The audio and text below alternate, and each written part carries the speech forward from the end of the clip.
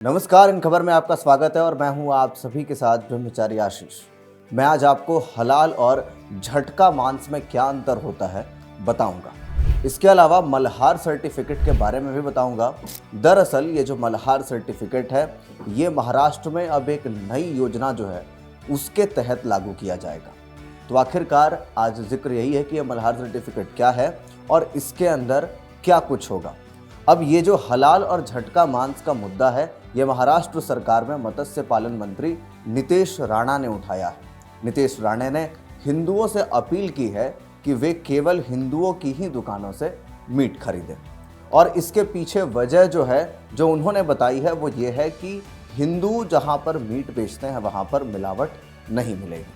ऐसी दुकानों के लिए उन्होंने मल्हार सर्टिफिकेट शुरू किया है जिसमें दर्जनों लोगों ने आवेदन भी कर दिया है। दरअसल ये मल्हार सर्टिफिकेट मीट की दुकान चलाने वाले हिंदू लोगों के लिए एक विशेष योजना है। मल्हार सर्टिफिकेट लेकर सिर्फ झटका मीट ही आप बेच सकेंगे। इससे हिंदू लोगों को झटका मटन बेचने वाली दुकानों तक पहुंचने में आसानी होगी। अब मल्हार सर्टिफिकेट की खासियत यह है कि मल्हार सर्टिफिकेट के जरिए मीट बेचने वाले वेंडर्स को वेरीफाइड किया जाएगा जिससे उनकी पूरी जानकारी सरकार के पास उपलब्ध रहेगी। इसके अलावा हाइजीन और झटका मीट देने वालों की जानकारी भी आसानी से मिल सकेगी। जानकारी के मुताबिक अब तक दर्जन भर लोग इसके लिए आवेदन भी कर चुके हैं। सरकार ने इसके लिए malharcertificate.com पोर्टल भी लॉन्च कर दिया है। अब आपको बताते हैं कि हलाल और झटका मीट में अंतर क्या होता है।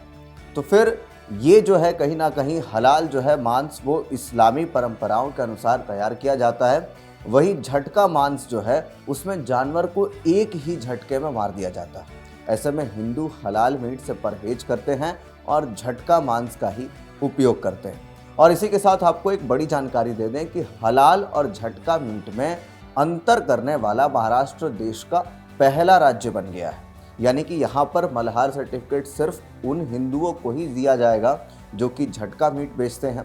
और इसके तहत जो कारण बताया गया है नितेश राणे की तरफ से वो ये है कि जो भी हिंदू मांस खाना चाहते हैं उनके लिए कहीं ना कहीं एक आसान तरीका होगा झटका मांस तक पहुंचने का। और इसके जरिए जो है सरकार वेरीफाई करेगी और वेरीफाई करने के बाद वहाँ पर हाइजीन की भी जो व्यवस्था होगी उसकी कहीं ना कहीं देखरेख की जाएगी, उसकी पुष्टि की जाएगी, उसकी वेरिफिकेशन की जाएगी। तो इस पूरे मुद्दे को लेकर के आप क्या कुछ सोचते हैं?